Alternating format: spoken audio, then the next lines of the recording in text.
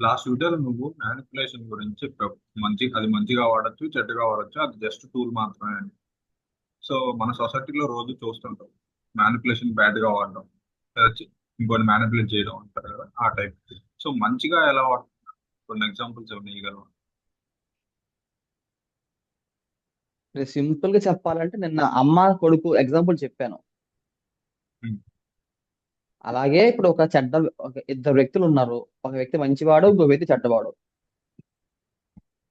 ఇప్పుడు మంచివాడి దగ్గర ఉండే ఆస్తిని ఒక వ్యక్తి లాక్కుందాం అనుకుంటే అతన్ని ఉమ్, మ్యానిపులేట్ చేస్తాడు. అది చెడ్డ ఎగ్జాంపుల్. ఉమ్, మంచి ఎగ్జాంపుల్ ఏంటి? ఒక గవర్నమెంట్ కి ట్యాక్స్ కట్టకుండా చాలా బ్లాక్ మనీతో ఉన్న ఒక చెడ్డవాడి దగ్గరికి వెళ్ళి అతన్ని ఉమ్, మ్యానిపులేట్ చేసి ఆ డబ్బులు తీసుకొని గవర్నమెంట్ అప్పచెప్పారనుకో ఎవరైనా, ఉమ్. ఒక విధంగా అది మంచి పనే కదా.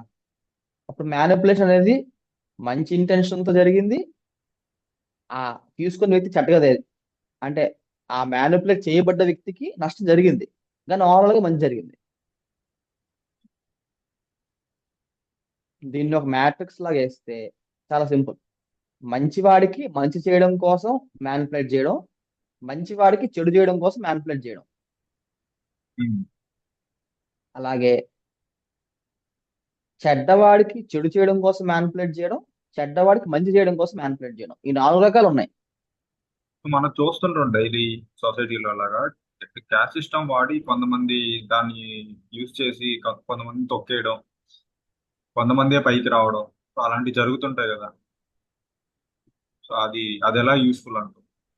ఇప్పుడు నువ్వు అడిగిన ఎగ్జాంపుల్ చెప్పాలి అంటే, నువ్వు ఒక బస్సులో కూర్చొని ఉన్నావు. బస్సు ఆగిపోయింది. ఉమ్. బస్సును ముందుకు తొయ్యాలి అంటే నువ్వు నీ ముందు సీట్ని తోస్తే ముందుకెళ్తుందా, బస్సు దిగి బయట నుంచి తోస్తే ముందుకెళ్తుందా? బయట నుంచి తోస్తేనే ముందుకెళ్తుంది. ఎందుకు? అది సిస్టమ్ బయటకు వచ్చి నెట్టుతాం కదా ఓవరాల్. ఉమ్. అలాగే ఒక సిస్టమ్ ని సాల్వ్ చేయాలి అంటే ముందు సిస్టమ్ బయటకు వచ్చి దాన్ని చూడాలన్నమాట.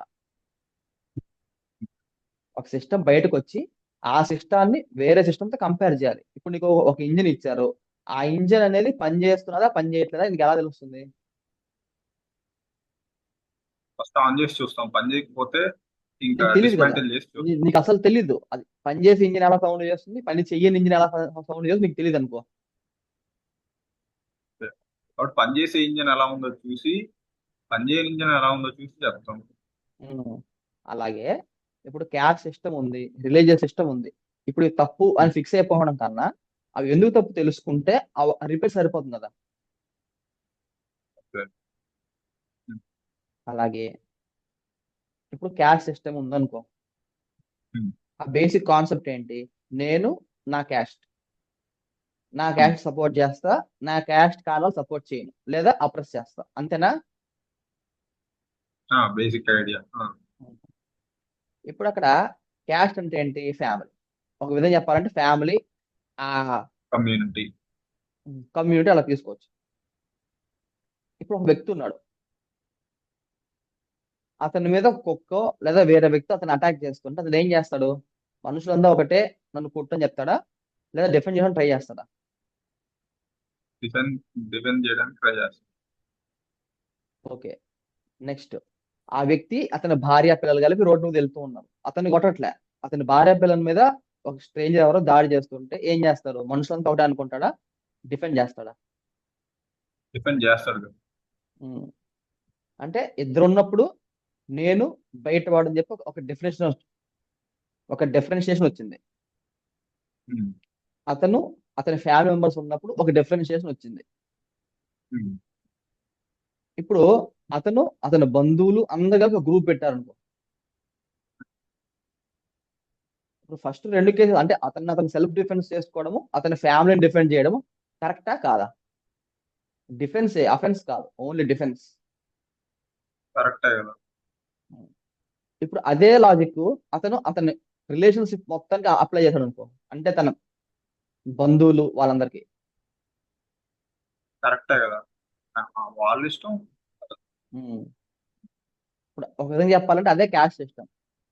సో అలా కాకుండా కొన్ని కేసెస్ లో ఎలా ఉందంటే ఒకడు ఉన్నాడు, వాడి ఇంటి పేరు ఒకటి ఉంది. సో వాడు ఒక ఊరికి సంబంధించిన వాడు, ఇంకోడు ఎవడో ఎక్కడి నుంచో వస్తాడు, వాళ్ళ ఇంటి పేరు అది కాదు, జస్ట్ సేమ్ క్యాస్ట్ అని చెప్పి వాడికి సపోర్ట్ చేయడం. సో వాడినే పైకి లిఫ్ట్ చేయడం, మిగతా వాళ్ళని తొక్కడం అలా జరుగుతుంది కదా ఇప్పుడు. ఇప్పుడు దానికి సమాధానం చెప్పక ముందు ఇంకో విషయం చెప్తా. ఒక విషయం జరుగుతున్నది అంటే దాని మనం రెండుగా మనం తెలుసుకోవాలి. ఒకటి, అది ఎఫిషియంటా, మోరలా. కొన్ని విషయాలు ఎఫిషియంట్ కాదు కానీ మోరల్, కొన్ని మోరల్ కాదు కానీ ఎఫిషియంట్.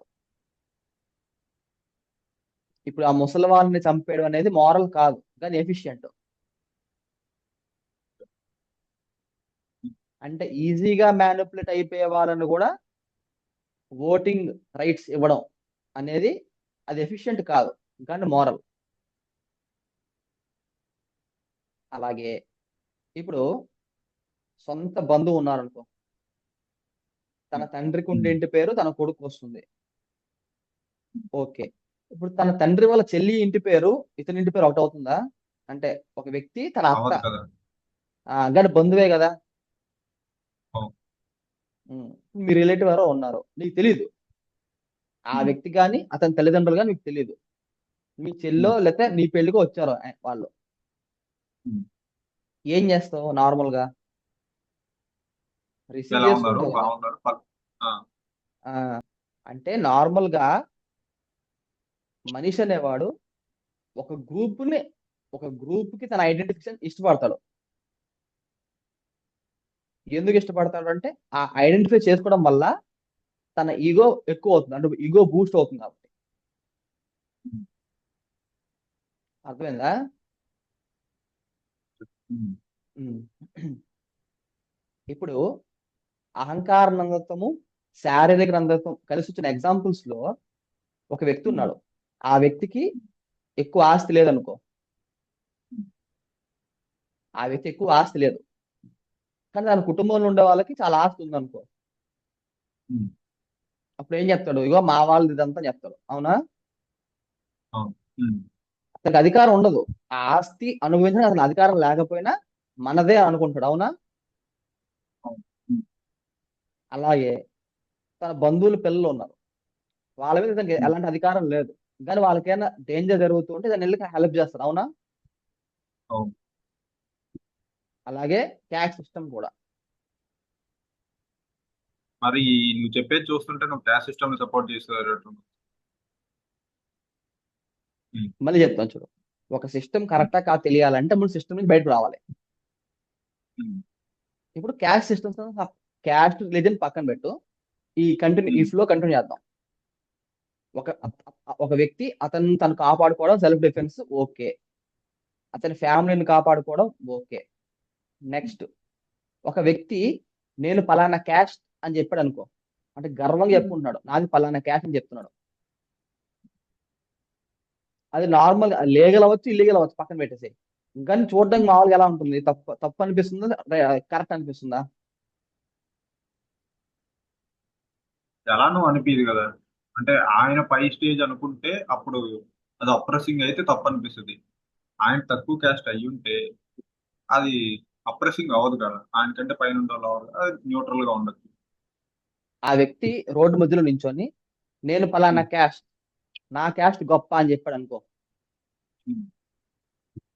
నా క్యాస్ట్ గొప్ప అని చెప్తే అది కరెక్టా తప్ప?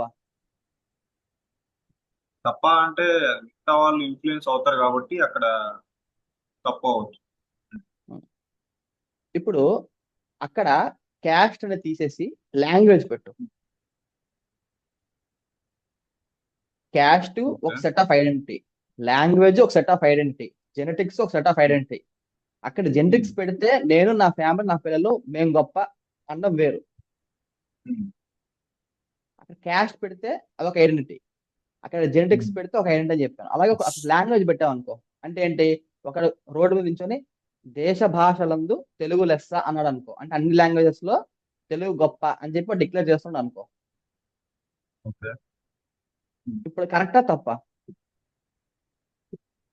కరెక్టా తప్ప అని ఎలా తెలుస్తుంది? అప్పుడు మన తెలుగు వాడితే ఎందుకు? తెలుస్తుంది. వేరే స్టేట్ లోకి వెళ్ళి మాట్లాడితే అది వాళ్ళని అపోజ్ చేసినట్టు ఉంటుంది. ఇప్పుడు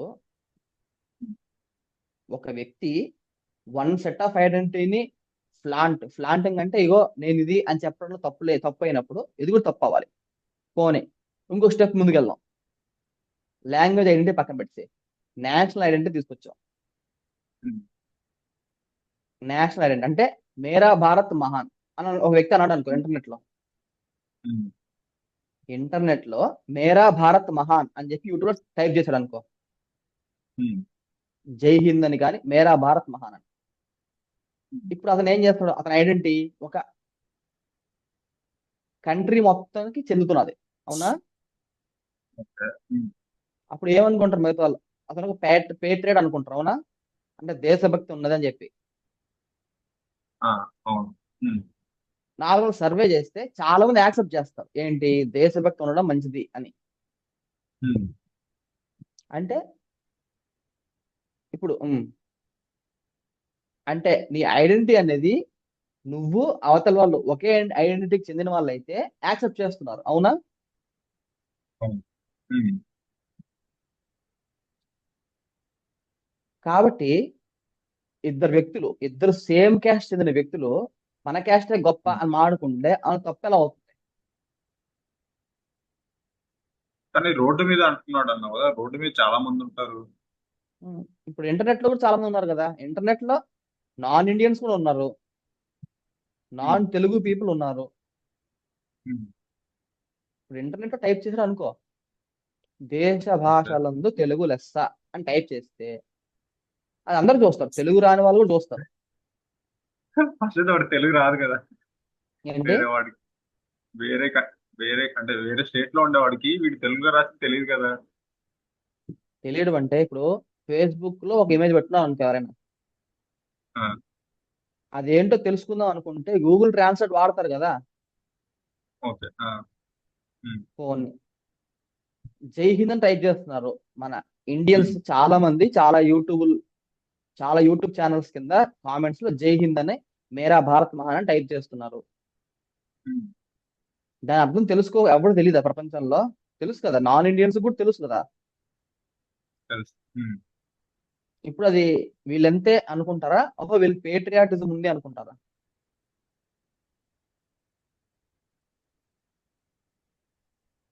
వాళ్ళు రేసిజం చూపిస్తే వీళ్ళు ఇంతే అనుకోవచ్చు. లేదు వాళ్ళు న్యూట్రల్ గా ఉంటే ఆ, వీడికి పేట్రియాటిజం ఉందనుకోవచ్చు. పేట్రియాటిజం మంచిదా చెడ్డదా? పేట్రియాటిజం మంచిదే కదా. ఇప్పుడు ఒక వ్యక్తికి తన దేశం మీద ప్రేమ ఉండడం, ఆ ప్రేమను చూపించడం కరెక్ట్ అయితే, తన క్యాస్ట్ మీద ప్రేమ ఉండడం, ఆ ప్రేమను చూపించడం తప్పు ఎందుకు అవుతున్నది? అంటే తప్ప కాదని చెప్పట్లే, నేను ఏంటో తెలుసుకుందాం ట్రై చేస్తున్నా.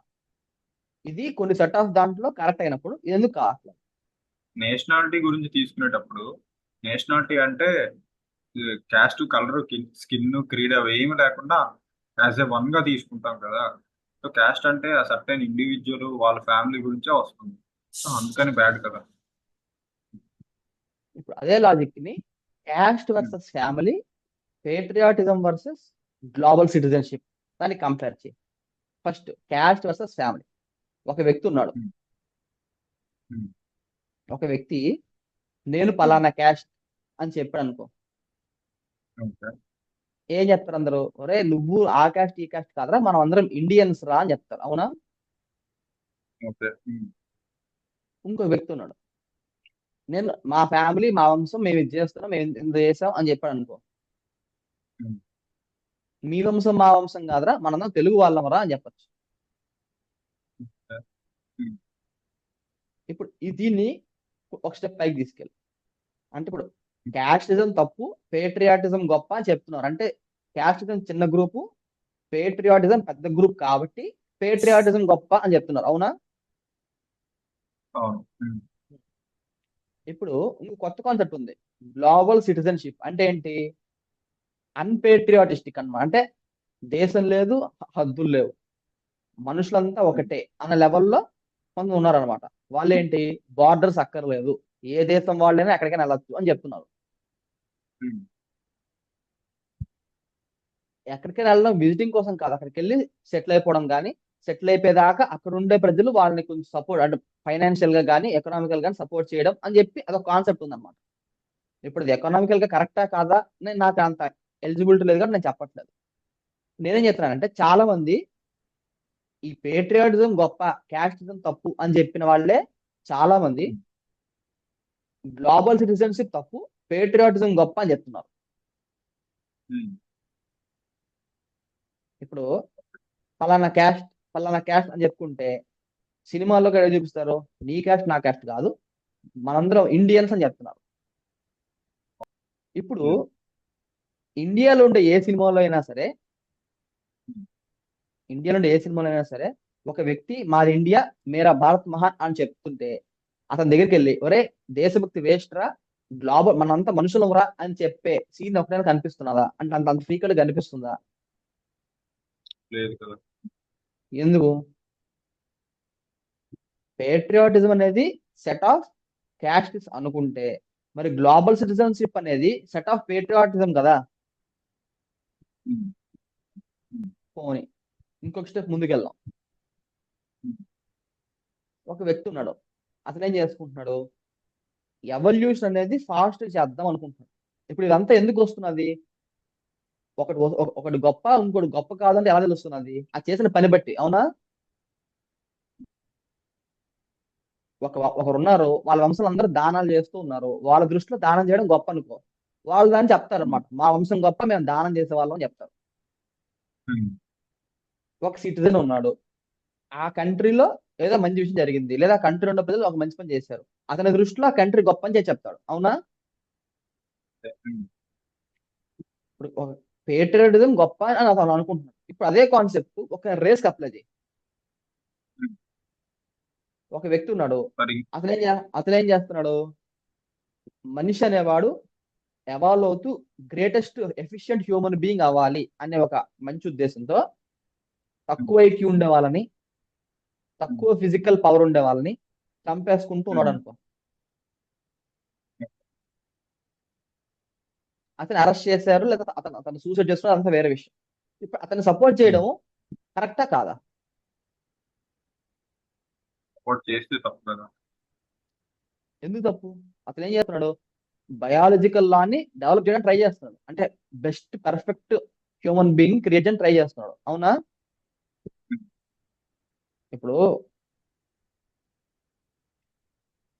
పొలంలో కలుపు మొక్కలు ఉన్నాయి, మంచి మొక్కలు ఉన్నాయి. ఆ కలుపు మొక్కలు ఎందుకు అంటున్నారు అని ఈల్డ్ సరిగ్గా రావట్లేదు, దానివల్ల మనకి డిజైర్డ్ పర్పస్ ఫుల్ఫిల్ అవ్వట్లేదు కాబట్టి, అవునా? అది చేయడం కరెక్టా కాదా?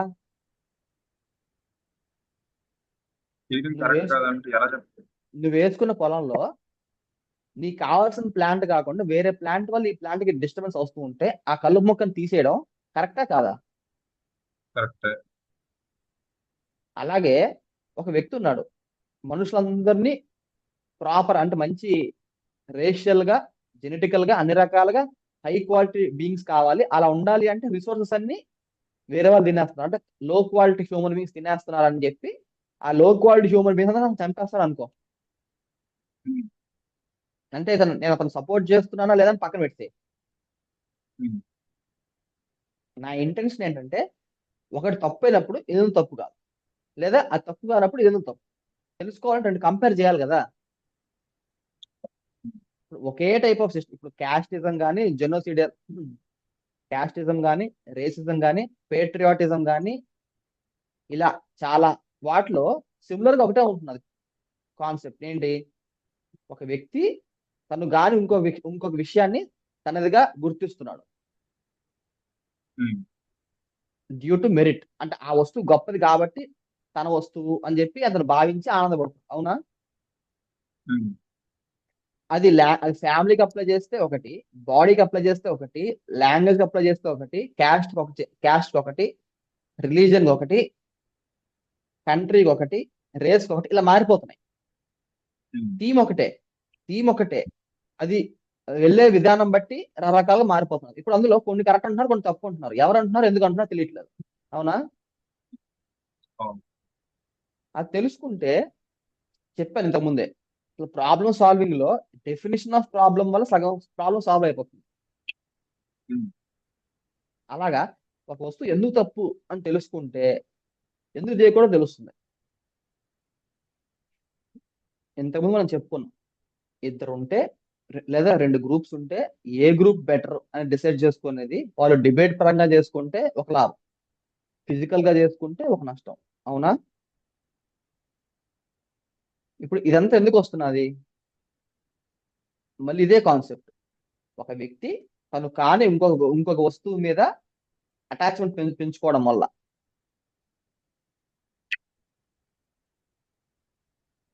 ఇప్పుడు అది కట్ చేస్తాం అనుకో అటాచ్మెంట్ ని, మిగతా ప్రాబ్లమ్స్ సాల్వ్ అయిపోతే అవ్వా. ఓకే. ఇప్పుడు వాటి వల్ల ప్రాబ్లమ్స్ వస్తున్నదా లేదా పక్కన పెట్టేసినా సరే మన చేతిలో ఉంటుంది కదా. ఆ ఆ పని వల్ల లాభం వస్తే అటాచ్ చేసుకుంటాం, లాభం రాకపోతే డిటాచ్ చేసుకుంటాం, అది మన చేతిలో ఉంటుంది. ఇప్పుడు ఈ అటాచింగ్ డిటాచింగ్ అంతా నేను చెప్పిన ఈ 4 నందత్వాల్లో ఏ నందత్వం సంబంధించింది? అహంకార నందత్వం. ఉమ్. ఇప్పుడు ఈ అహంకార నందత్వం వల్ల ఐడెంటిటీ అనేది ఒకటి వస్తున్నది. ఒక వ్యక్తి ఈ ఐడెంటిటీ నందత్వం, ఈ అహంకార నందత్వాన్ని మినిమైజ్ చేసుకుంటే అప్పుడు శారీరక నందత్వం అంటే ఫిజికల్ ప్లెజర్స్ కానీ ఫిజికల్ ఎంటిటీకి సంబంధించిన కానీ అతనికి ఇంట్రెస్ట్ ఉండదు. ఉమ్. పేరు ప్రఖ్యాతలు, సొంత వాళ్ళు పరాయ వాళ్ళు, లేదా ఎమోషన్స్, ఇలాంటి వాటికి లొంగడు. ఉమ్. నెక్స్ట్ తన ఐడియాస్ కానీ ఫిలాసఫీ కానీ అదే కరెక్ట్ అని చెప్పి దానికి అటాచ్మెంట్ ఉండదు. ఈ మూడు లేని వాళ్ళని ఎవరైనా ఏ విధంగా అయినా సరే మ్యానిపులేట్ చేయగలరా? చేయలేరు. ఎందుకు? ఏది నష్టపోయేదానికి లేదు కాబట్టి. ఉమ్.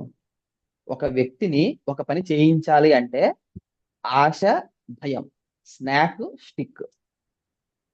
ఒక వ్యక్తికి ఏమన్నా భయం లేదు, ఏమన్నా ఆశ లేదు అనుకో, ఇప్పుడు అతన్ని మనం ఏం మ్యానిపులేట్ చేయగలమా? చేయలేం. బై డిఫాల్ట్ మనుషులందరికీ ఏదో ఒకటి ఉంటది కదా, చూసినట్లా. అది ఇంపాసిబుల్ కదా అసలు ఏది లేకుండా. ఇప్పుడు సాధారణంగా average capacity, above average capacity ఇప్పుడు రెండు అనుకుంటాం. ఉమ్. ఒక వ్యక్తి ఇంత ఫాస్ట్ గా యావరేజ్, ఒక యావరేజ్ వ్యక్తి ఇంత ఫాస్ట్ గా పరిగెట్టగలడు అని చెప్పి ఉమ్. అనుకుంటే దాన్ని బ్రేక్ చేయడానికి ఒలింపిక్ రన్నర్స్ ఇలాంటి కష్టపడుతూ ఉంటారు. అవునా? ఉమ్. ఒక వ్యక్తి ఇంత డబ్బు సంపాదించగలడు అనుకునే వాళ్ళు దాన్ని బ్రేక్ చేసుకుంటూ ఇంకా ఇంకా డబ్బులు సంపాదించుకునే మనుషులు కూడా ఉన్నారు. అవునా? ఈ గిన్నిస్ వరల్డ్ రికార్డ్స్ కానీ ఇలాంటివన్నీ ఏంటి, ఒక హ్యూమన్ లిమిట్ ని పుష్ చేస్తున్నాయి. ఐక్యూ పరంగా కానీ ఫిజికల్ ఫిట్నెస్ పరంగా కానీ అజిలిటీ కానీ ఇలా ఏదైనా సరే ఏదో ఒక రంగంలో ఏదో ఒక వ్యక్తి ఆ లిమిట్ ని ముందుకు తీసుకెళ్ళడానికి ట్రై చేస్తున్నాడు. ఉమ్. అలాగే ఈ అహంకారత్వాన్ని మినిమైజ్ చేసుకోవడానికి కూడా ఒక ఉందన్నమాట. రిలీజన్ లో సన్యాసం అంటారు. ఇప్పుడు సన్యాసి అంటే డెఫినేషన్ పరంగా ఏంటి, ఈ అహంకారత్వాన్ని మినిమైజ్ చేసుకొని ట్రై చేస్తూ ఉన్నవాడు అని అర్థం. కానీ ఇప్పుడు అలా లేదు కదా. సన్యాసులందరూ కాస్ట్లీ కార్స్, డిజైనర్ క్లాత్స్, మంచి మంచి పెద్ద బంగాల్లో ఉంటున్నారు కదా. ఇప్పుడు నువ్వు ఒక రెసిపీ రాసావు, ఉమ్. బంగాళదుంప కూర. నువ్వు ఒక రెసిపీ రాసావు ఇంటర్నెట్ లో, ఉమ్. బంగాళదుంప అంటే పొటాటో కర్రీ అని చెప్పి ఒకటి రాసావు. ఒక ఉమ్. వ్యక్తి మీకైనా ఈ రెసిపీలో ఏమైనా డౌట్లు వచ్చినా ఏమైనా ప్రాబ్లమ్స్ వచ్చినా సరే నన్ను కాంటాక్ట్ చేయండి అని చెప్పి ఒక నీ ఇమెయిల్ ఇచ్చావు. ఉమ్. ఒక వ్యక్తి నీకు మెసేజ్ పెట్టాడు అనమాట, అయ్యా నువ్వు చెప్పింది అబద్ధాలే, నువ్వు చెప్పినట్టు ఉమ్. చేస్తే అవ్వట్లేదు అని చెప్పాడు. ఉమ్.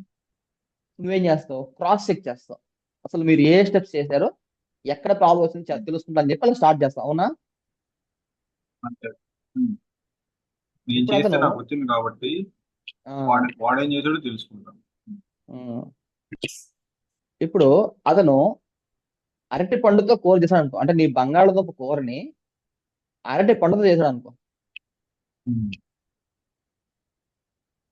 అది అవుతుందా? అవ్వదు కదా. ఇప్పుడు అతను నిన్ను బ్లేమ్ చేశాడు అనుకో, అప్పుడు తప్పు నీదా ఉమ్. ఆ వ్యక్తిదా? ఆవిడ.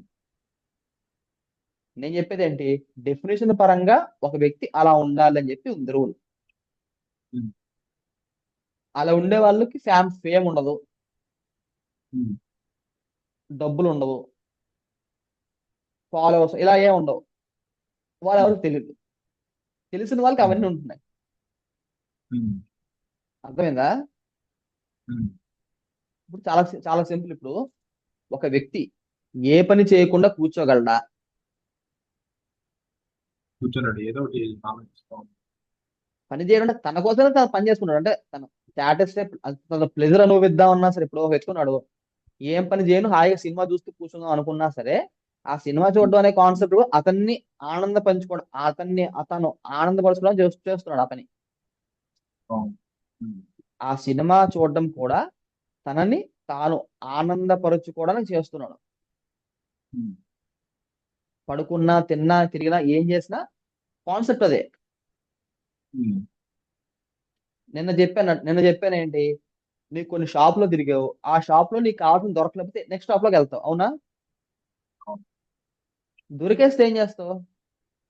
ఇంటికి వచ్చాను. ఆ ఇప్పుడు నీకు అదే ప్రోడక్ట్ మళ్ళీ మళ్ళీ కావాలనుకో, మళ్ళీ అన్ని తిరుగుతావా, మళ్ళీ అదే షాప్ మళ్ళీ మళ్ళీ వెళ్తుంటావా? దొరికిన దొరికిన దగ్గరికి వెళ్తాను. అది మళ్ళీ ఫ్రీక్వెన్సీ ఫస్ట్ నుంచి పెరుగుతుంది. స్టార్ట్ చేస్తాను. ఉమ్. ఆ అలాగే ఉమ్, అలాగే ఈ నందత్వ అనేది 4 రకాల నందత్వాలు చెప్పాను. ఉమ్. చాలా మంది ఈ 4 నందత్వాలు తిరుగుతూ ఉంటారు. ఇప్పుడు ఈ 4 కన్నా బియాండ్ ఒకటి ఉంది, దాన్ని శుద్ధ నందత్వం అని అంటారు. ఇప్పుడు ఈ మిగతా 4 నందత్వాలు ఆ శుద్ధ నందత్వం యొక్క లో క్వాలిటీ ప్రొజెక్షన్స్ అన్నమాట. ఎగ్జాంపుల్ చూడు, ఇప్పుడు ఒక వ్యక్తికి నీళ్లు కావాలి, పలానా దగ్గర ఎక్కడో ఉంటున్నది. అతను ఏం చేస్తాడు, పబ్లిక్ ట్రాన్స్పోర్ట్ లో రకరకాల వెహికల్స్ మారి అక్కడికి వెళ్ళి నీళ్ళు తెచ్చుకుంటాడు. ఉమ్. అది శారీరక నందత్వం అనుకో. నెక్స్ట్, నీకు సొంత వెహికల్ ఉంది, సొంత వెహికల్ మీద మీ ఇంటి నుంచి ఆ వాటర్ సోర్స్కి వెళ్ళి నువ్వు వాటర్ తెచ్చుకుంటున్నావు అనుకో. ఉమ్. నెక్స్ట్, బుద్ధి నందత్వం అంటే ఏంటి, వాటర్ సోర్స్ కొంచెం దగ్గరగా ఉంటావు అని నడుచుకుంటూ వెళ్ళొచ్చు, నీకు బండి ఏం అక్కర్లా. అహంకార నందత్వం అంటే ఏంటి, ఆ చెరువు పక్కనే ఉన్నావు మీ ఇల్లు, ఉమ్. కానీ అందులోకి వెళ్ళాలంటే ఓనర్ పర్మిషన్ కావాలి. ఈ మిగతా ముగ్గురు వెళ్ళాలన్నా, ఈ అహంకార నందత్వం వెళ్ళాలన్నా సరే ఓనర్ పర్మిషన్ కావాలి. శుద్ధానందత్వం అంటే ఏంటి, ఆ వాటర్ ని నువ్వు ఓన్ చేసుకోవడం. ఇప్పుడు నీకు వెహికల్ ఉందనుకో, పబ్లిక్ ట్రాన్స్పోర్ట్ మీద డిపెండ్ అవుతావా? అవును కదా. నువ్వు ఆ చెరువు పక్కనే ఉన్నావు అనుకో, నువ్వు సొంత వెహికల్ కొనుక్కోవాలనిపిస్తుందా? ఇంకేది కదా, పక్కనే ఉన్నాను. అలాగే నువ్వు ఆ వాటర్ పాండ్ నువ్వు కొనుక్కున్నావు అనుకో, ఉమ్. అలాగే నువ్వు ఆ వాటర్ పాండ్ కొనుక్కుంటే వేరే వ్యక్తిని అడగాల్సిన అవసరం ఏమైనా ఉందా? లేదు కదా. ఉం.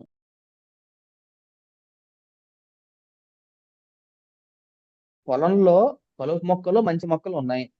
కలుపు మొక్కలు ఎందుకు అంటున్నారు, అవి కలుపు కలిపి. మొక్కలు కాబట్టి. ఆ. సర్లే.